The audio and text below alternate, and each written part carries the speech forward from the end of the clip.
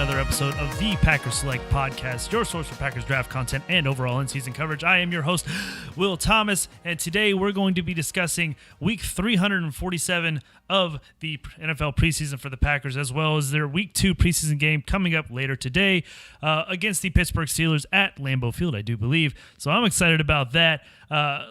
I'm going to go over some things that I've been noticing throughout training camp this week, as well as, again, what I'm looking forward to throughout the preseason week 2 game against the Steelers. A few things that I noticed throughout training camp this week. Packers are getting healthy. Where's some wood? There it is. So Packers are getting healthy. I'm super excited about that. We had a few guys come back that were out last week throughout training camp practice, as well as the game against the Titans. Jair and Kevin King came back from their shoulder and groin injuries, respectively.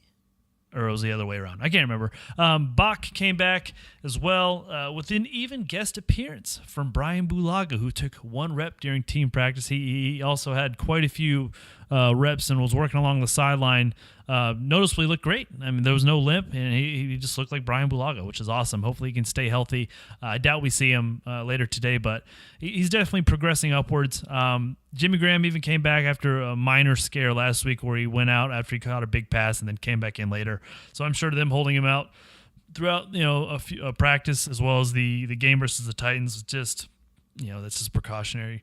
So nothing to look forward to with that. Everyone and their mom.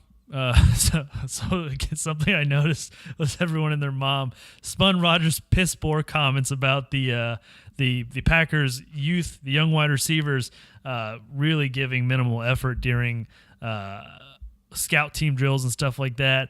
Everybody spun that, and also kind of some people said that some players were hurt. I don't buy it at all.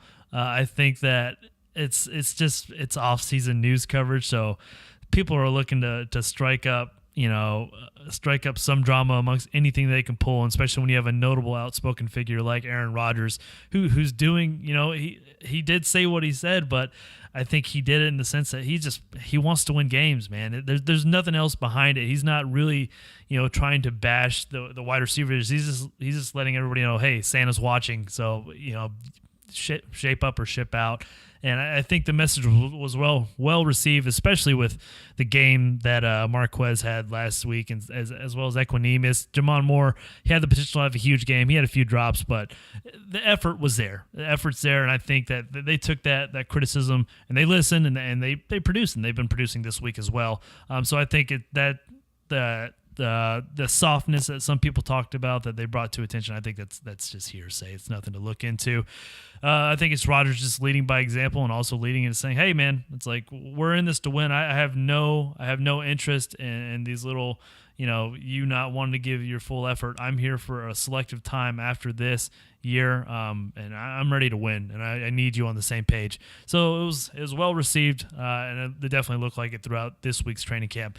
Mo Wilkerson got a lot of attention from Patine. He really showed a lot of versatility along the line, which is awesome.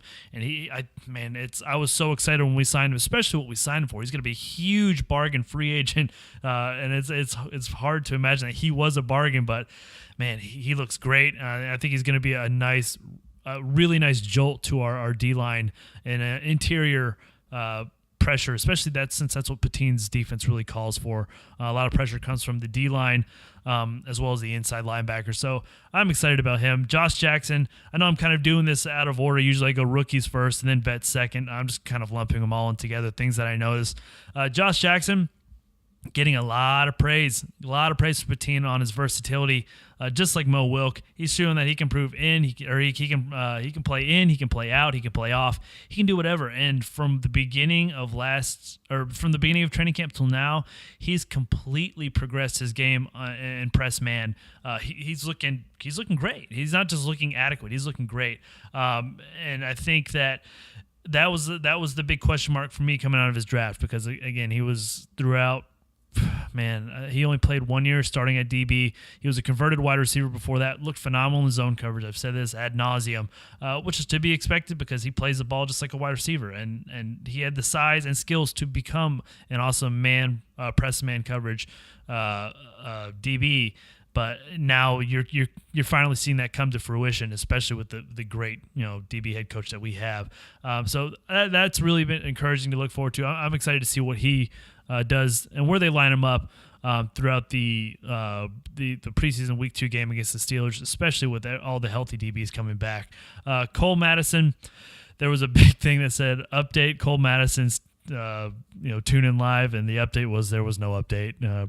Brian Gutekunst said that, hey, we're just going to continue to support Cole during this time, so it must be something bad. Hopefully everything's going great with Cole, mentally and physically.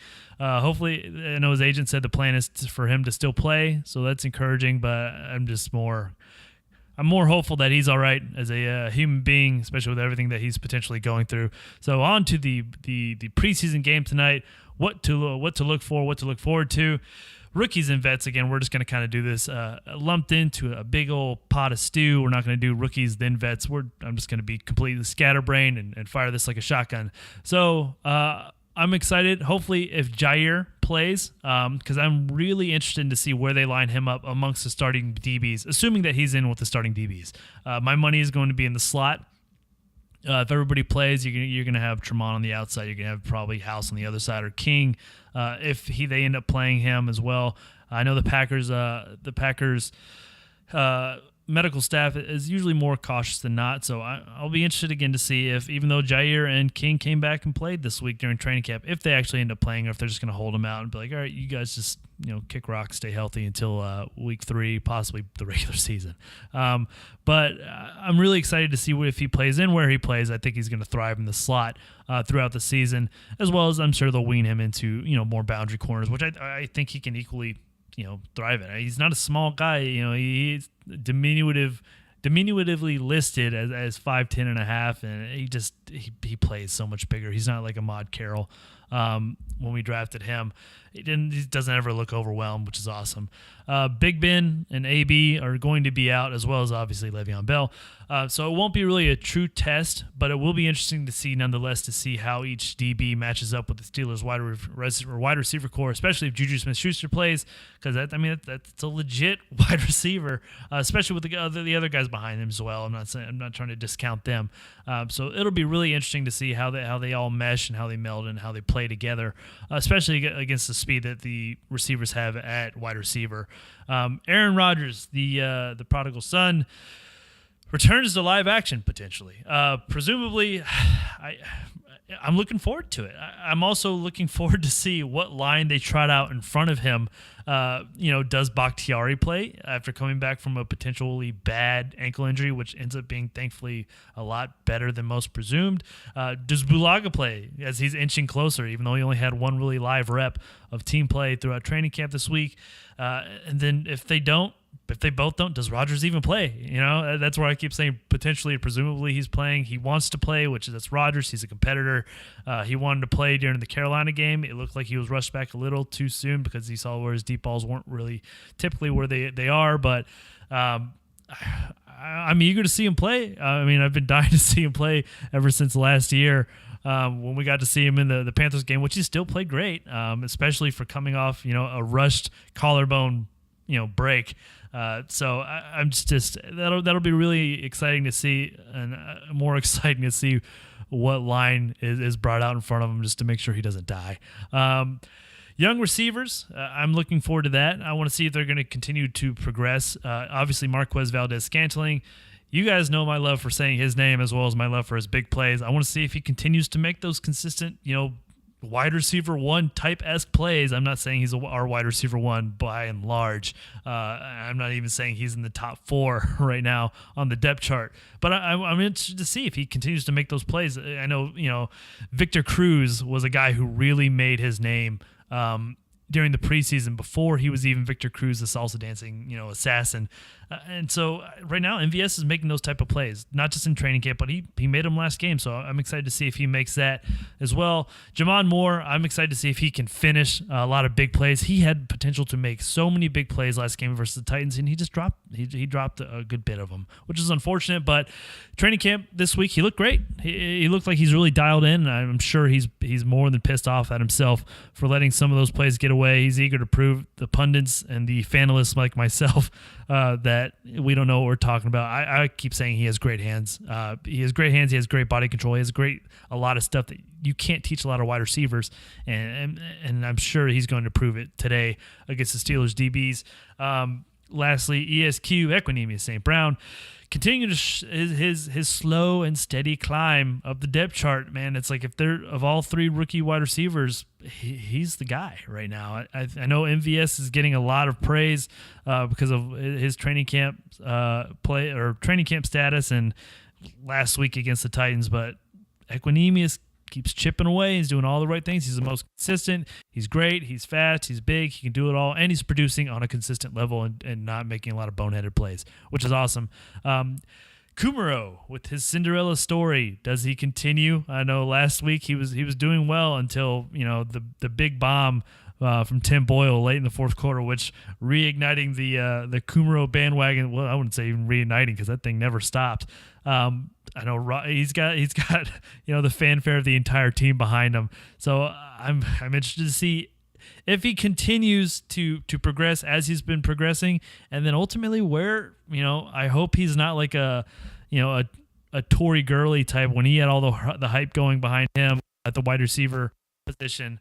And then ultimately got cut. So it'll be exciting to see that. Tim Boyle versus Brett Hundley versus Deshaun Kaiser. That's going to be exciting. Boyle played lights out last week. So did Hundley and Kaiser. I know Hundley had the interception again, more so the O-line's fault than his. Kaiser had a lot of great decisions as well as a lot of great improbability. And then obviously, like I said, Tim Boyle, for playing mop-up duty, looked great. Had TDs to MVS, had TDs to Kumaro, showed a live arm, showed quick release, showed poise, showed the ability to step up, showed the ability to scramble out and rush for a first down. I'm not just, bloviating and talking him up because Kaiser and Hundley didn't play that well. They played amazing as well. But it's something to get excited about during the third and fourth quarter of a preseason game when the O-line's kind of Swiss and someone's running around for their life and making plays. Lastly, James Looney. I'm eager to see if he continues to progress and show the interior, pressure that he showed not only the last game but all throughout training camp. He's my dark horse to make the D-line right now. Right now it's kind of locked, stocked, and loaded. You have Kenny Clark, you have Mike Daniels, you have Mo Wilk, you have Dean Lowry, and then that's when you get into James Looney. James Looney, he looks great. He's a fire plug among the D-line, as well as Kendall Donaldson. I'm eager to see if him do the same thing last week that he did against the Titans. He looked like he wasn't just a freak show athlete running the 4.4 at 6'2", 250 plus pounds. He looked awesome. He constantly got bend, which surprised me, as well as he got around the tackles. And then Reggie Gilbert, man, last week, not only did he line up and produce and show that he was extremely smart at outside linebacker, he even played 3 technique, which was crazy, and made a big run stopping play. So I'm eager to see all these young guys get more exposure, get more experience, to see what we truly have as depth, because I know right now depth is our big question mark. So lastly, that concludes this Packers Select podcast. Again, I'm always trying to get you in at 15 minutes or less so you can get your pack on, get on with your life, and not have to worry about sitting through an hour and a half of me just bloviating and talking. If you want to listen to that, cool, but I know that some people just don't want to listen to me talk for that long, especially as scatterbrained as I am. This is the Packers Select podcast. You can find us at Packers Select on all your social media aspects. You have Facebook, Twitter, Instagram, all that stuff. It's at Packers Select. You can go to www.packerselect.com. Who even says www anymore? You can go to packerselect.com. It'll reroute you right now as we have our website under development, but it will reroute you to our YouTube channel. From there, you will find all of our Packers Select draft coverage, our coverage of upcoming draft prospects, as well as my analysis of the previous Packers draft. You'll find our Packers Select podcast there as well. You'll find this episode. So go ahead and give it a like, give it a share, give it a comment, and subscribe for the love of God, so I can potentially one day do this for a living. This is the Packers Select podcast. Thanks for watching. See you.